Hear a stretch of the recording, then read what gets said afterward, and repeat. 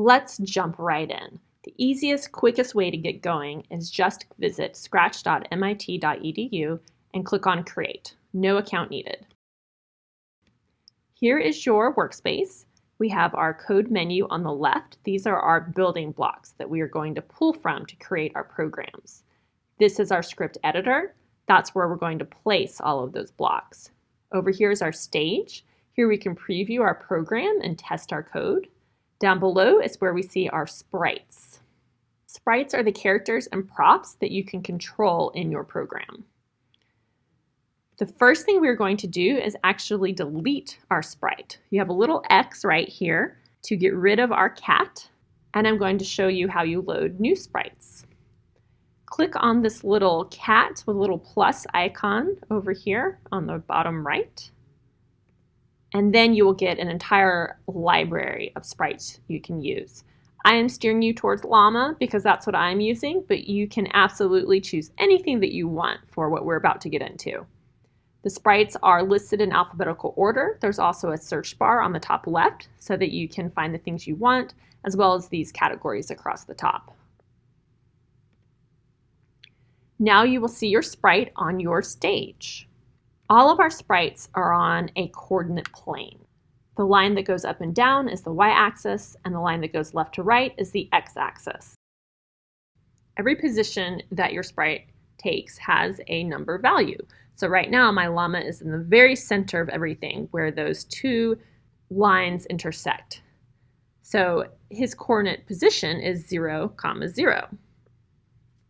Now if my llama moves up my y-axis, his y value will go up in the positive direction. If he moves down the y-axis, he will be going below 0, so I will have a negative number. Similarly with my x-axis, if I move to the left, negative number. If I move to the right, positive number. Okay, so check out llama now.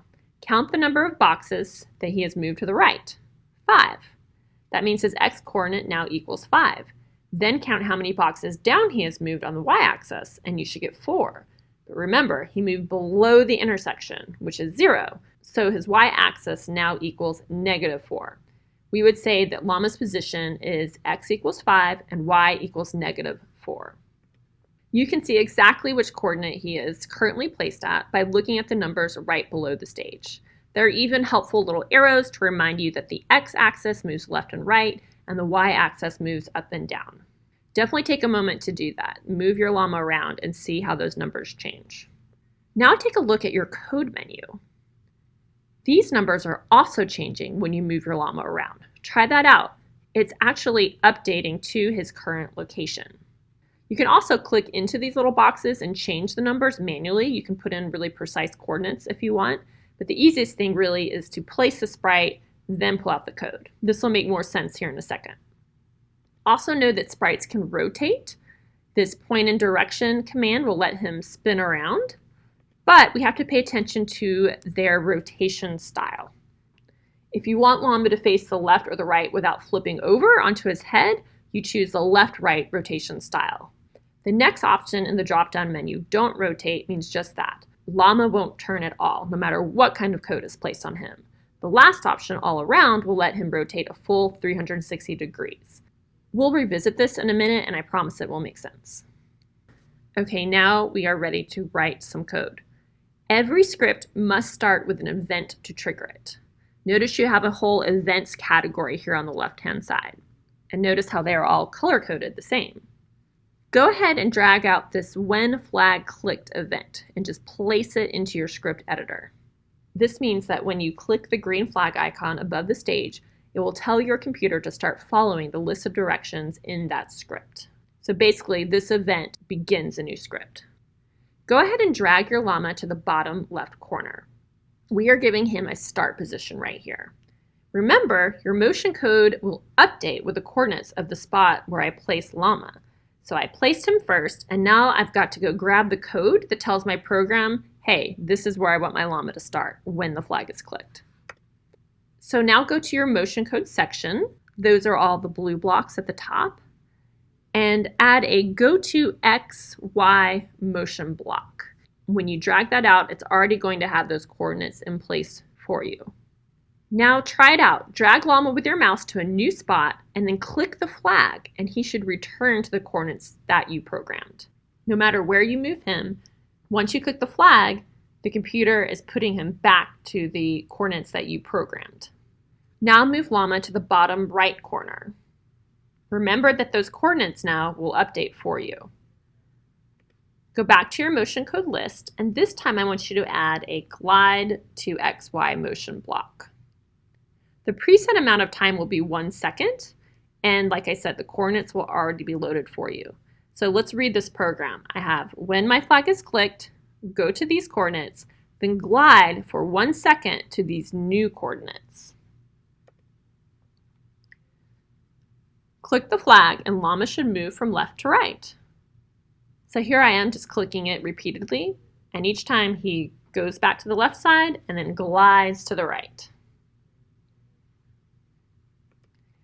Now let's make Llama turn to face the other direction. In order to do that, I have to pay attention to my rotation style. So I talked a little bit about that at the beginning. I don't want him to spin over on top of his head. I just want him to turn around so he can walk the other direction. So I need to add a set rotation style motion block, and I need to make sure to choose left-right from my options on the drop-down menu. Then add a point and direction motion block and type -90 to face him in the other direction. Then play your program twice. What do you notice? So we programmed Llama to make a change in the direction he faces, but we forgot to tell the computer what direction Llama should face in the beginning of the program.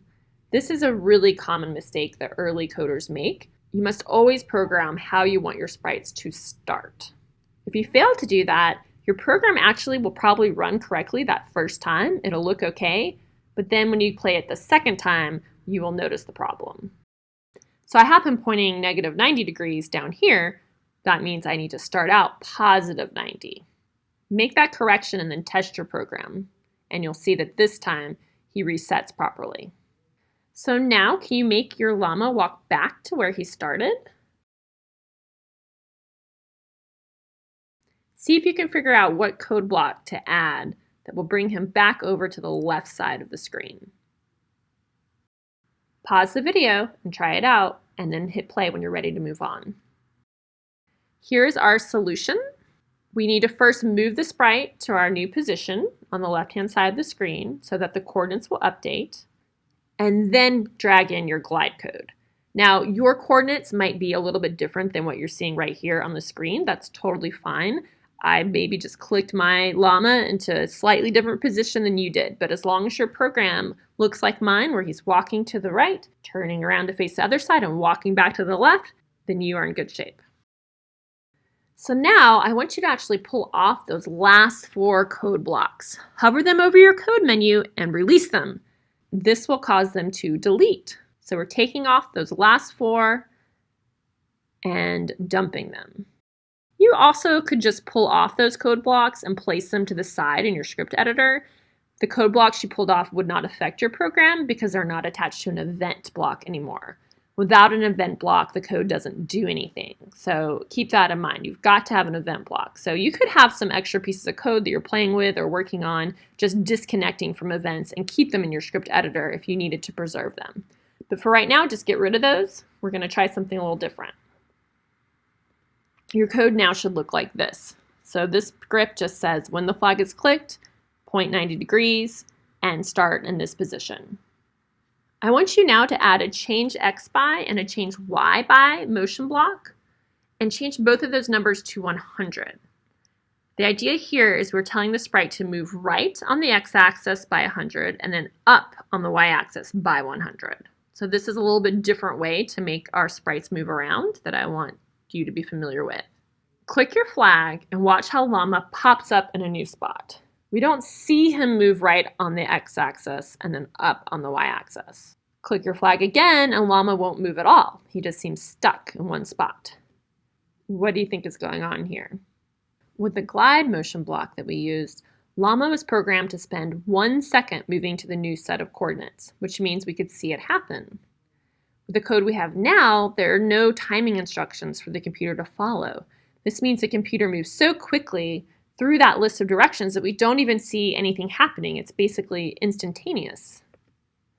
To fix this, go to your list of control commands in your menu and find the wait seconds block.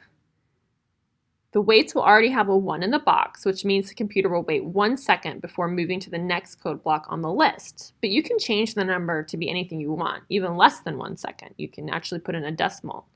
But for what we're doing right now, you just want to add a wait right before we change the x coordinate and right before we change the y coordinate. Now he's going to visibly move forward and then up. Now, can you make him turn and move back to the left like this?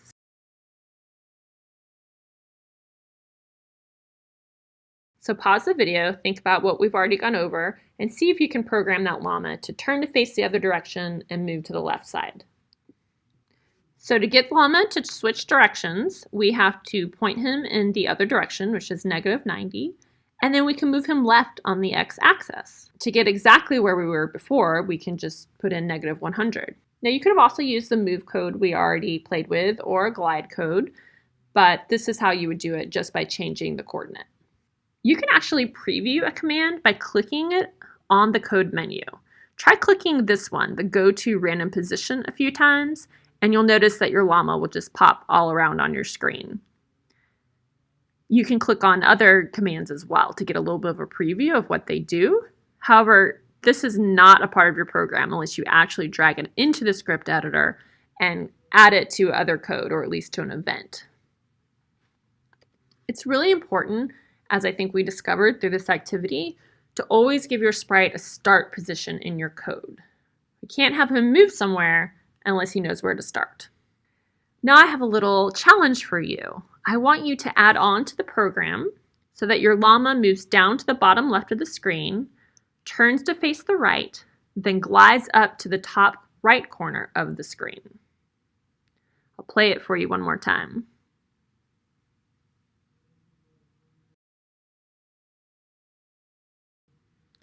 So pause the video, try that out, and when you're ready for the solution, hit play. Now there's more than one way you could have approached this. That's one of the really cool things about coding, is that there's many different paths. So don't stress if what you came up with looks different than my code here. If you got the right result, if your llama did what he's supposed to do, then you did it. You solved the challenge. The way I did it was to add a wait. I changed my y coordinate by -100. I waited again. I pointed in the other direction, 90. Remember, I was -90 up here, so now to flip around, I need to be +90. I waited 1 second, and then I glided to my new coordinate up in the right-hand corner. All right, you've done it. You wrote a program. I know it's very simple, but you wrote a script to make this character move around your screen. Now that you've done that, I think you're ready for something a little bit more interesting. Go up to your top menu bar, click on File, and choose New to start a brand new program. We are going to delete the cat once again, and we're going to make a little bit more of an animation, something that's a little bit more interesting. Okay, so we're going to make a little animation of a girl hitting a baseball. To do that, we're going to learn about adding backdrops, changing costumes, and adding sounds. The first thing we're going to do is add that baseball backdrop. If you look on the very bottom right-hand corner of your screen, you have this little landscape icon. If you click on that, it's going to bring up your backdrop library. Very similar process to adding a sprite. We want to choose baseball 1 from our options. Remember, you can always type that into the search bar if you need to. And then we need to click on that cat plus icon to bring up our sprite library. This time I have 2 sprites. I need to get the baseball and the batter, and then I need to arrange them like you see here. Select the baseball's thumbnail to choose its script editor. So we build code on the sprites separately from one another, and we're going to start with our baseball. We're going to start that new script with a when flag clicked event. So that's my trigger, remember, that's telling my computer when to start the list of commands. And then I'm going to add the code that you see here. Let me explain why. First, we need a show command from your list of looks blocks. We need to make sure to show the baseball now because later we will want to hide him when he gets hit by the bat and goes off the screen. If we don't have a show at the beginning, our program won't restart properly. The sprite will just stay hidden. We can use the set size looks block to shrink the size of the baseball just to make it a little more proportional because right now it's really big. So you can just type in a 50 and that's basically shrinking the baseball to 50% of its original size. We also need to set our starting coordinates. We need to know where should the baseball begin in the program. Now move the ball in front of your batter. So we had a start position of it over on the left-hand side and it needs to move towards the batter. So let's go ahead and put the baseball where it needs to go. Now add a glide to XY motion block. Remember the coordinates updated when we moved that ball on the screen. So now my program is telling me that when I click the flag, I'm going to make the baseball visible, I'm going to shrink the size to half, I'm going to start on the left side of the screen, and then I'm going to glide over to these new coordinates right in front of the bat. Don't worry if your coordinates are a little different from mine. They most likely are a little bit different because we may have positioned things slightly differently on our screens. Test your program. The ball should start on the left and glide towards your batter. If your ball isn't moving like this, then take a look at your code. Maybe rewind the video a little bit to double check it. One thing to pay attention to is that you do indeed have different coordinates here. If you have the same coordinates, then you have not told the sprite to actually move. So make sure there are separate starting coordinates and ending coordinates. Now we're going to move the ball to the far upper left like it has been hit out into the distance, like she's just hit a home run. Add your glide motion block and a hide looks block. We want the ball to disappear because we're creating the illusion that it's been hit off into the distance. Now the ball should move towards the batter and then turn back the other way and disappear off the screen. Notice that when the ball comes close to the batter, I did leave a little bit of room there because we need room for her to swing the bat. So that's our next step. We are going to click on the little thumbnail of the batter and we're going to switch to her script editor to give her directions about what she is supposed to do now. So you automatically will be on the code tab, but I want you to click on the costumes tab, which is right next to it here, and take a look at what we have. All of these different costumes show her in different positions. So when we talk about sprite costumes, you probably were thinking of maybe different outfits. That can be the case, but mostly our sprite costumes are ways to give our sprites movement. They're usually a different costume is a sprite in a different position. So then after you have checked out her costumes, click back on that code tab where we just were to get back to her script editor.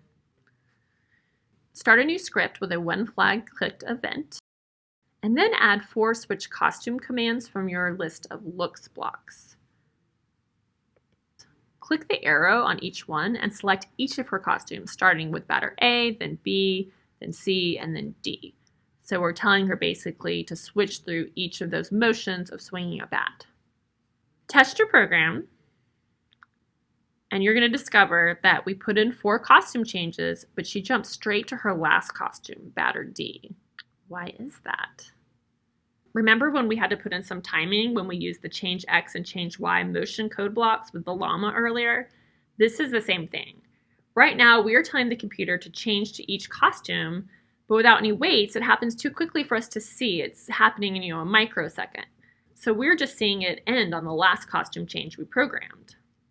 To fix it, we need to add 4 weights. And let's actually adjust the timing on these. So put in your 4 weights in the appropriate spots. The very first weight needs to be 0.5, and that's to time her movement with the ball. And you could always adjust this number if you need to once you test your program, but we want the timing to work out that she's moving when the ball is getting close to her. Then these other weights need to be something really small, like 0.2, because this is a fast motion and it needs to look like it would in real life. Then let's add a sound for when the bat hits the ball. Click on the Sounds tab above your code menu. It's right next to that Costumes tab that we looked at earlier. And then you want to click on this little sound icon on the bottom left. This brings up your sound library. You can click the little purple arrows to preview little sounds. It feels like our other libraries we've already been in. There's a search bar, there's categories you can sort by. But the important thing here is that we have to choose a sound from our sound library before it is available to use in our code. The sound I thought worked the best is actually called tennis hit. You can scroll through because it's an alphabetical list, or you can type it in the search bar. But go ahead and choose tennis hit, or if you want something else, if you want a trombone sound or something a little goofy, you can choose that. Now click back on the code tab and then scroll down to your sound code section in your code menu. There are two ways to get your sound to start. This first one, play sound until done, means that the entire sound will finish before the program goes on to the next line of code. So if you wanted your sprite to be like dancing to a song, you would not want to choose this one, because what would happen is the whole song would play and then the sprite would start doing those motions of dancing. In that case, you would want start sound. This means the sound will keep playing while the program moves on to the next line of code. So for this program, we want to use that start sound block. And we're going to place it after the batter C costume. That timing should work pretty well so that we hear the sound when we see the baseball making contact with the bat. But I don't want to hold up anything else in my program. I want it to move right ahead to that last costume change and not wait for the sound to finish. How'd we do? Hopefully everything's running smoothly, but if not, make some adjustments. Maybe you need slightly different timing on your program than what I had. Take a look here at all of the code in one place. This is what you should have for your baseball. Here's everything for the batter. Quick note that I want to make clear is we chose the baseball backdrop for our batter, but we didn't actually place any code with it. If we had wanted the backdrop to change during our program, we would have needed to put the backdrops into our code. Here's an example of what it would be like if we had wanted to start in a baseball field and then we wanted to switch to a basketball court. I would have to actually set that starting backdrop and then put in when I wanted to change. So here is your assignment. I would like you to add on to this program. I want the batter to receive a new pitch, and she swings, and this time she misses the ball and it disappears behind her.